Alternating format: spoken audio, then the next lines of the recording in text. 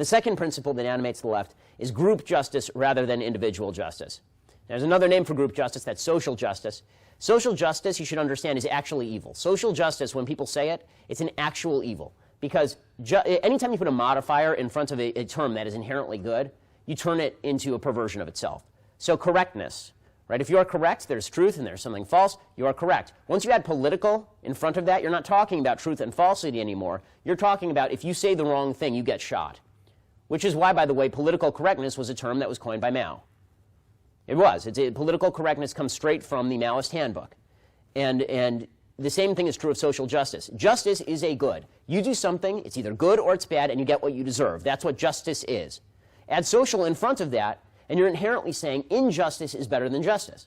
Because whether you are guilty or whether you are innocent is irrelevant. If you're a member of a group, then you must pay the price for something that you didn't do. Right? Social justice suggests that I, as a supposedly white man, Jews became white people as soon as we became successful in America. I, as a white man, I'm responsible for paying slavery reparations, for example, in the name of social justice, even though all of my ancestors were busy getting killed by Cossacks in Russia at the time that slavery was taking place.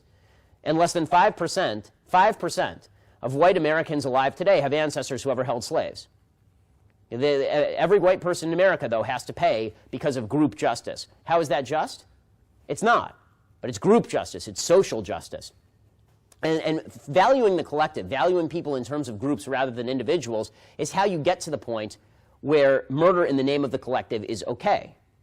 All you have to do to see this is just compare the American Revolution, which was about individualism, with the French Revolution, which was about collectivism.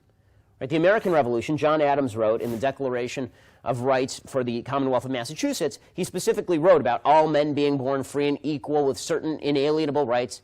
Right? It mirrors the Declaration of Independence in the United States. If you look at the Declaration of the Rights of Man in France during the French Revolution, it's the opposite. The 1789 Declaration of the Rights of Man says, "The principle of all sovereignty resides essentially in the nation. No body nor individual may exercise any authority which does not proceed directly from the nation." It says, "Law is the expression of the general will."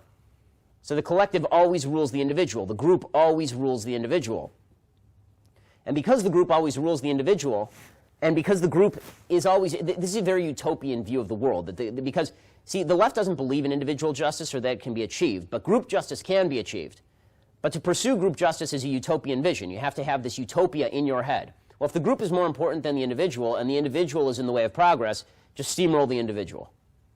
And that's why you end up with communism killing 100 million people. Because the bottom line is that if you are seeking equality of outcome on a group level, and somebody is an outlier, well, they're standing in front of the machine, and they have to go. Individuals are either tools of the regime or they are obstacles to the regime.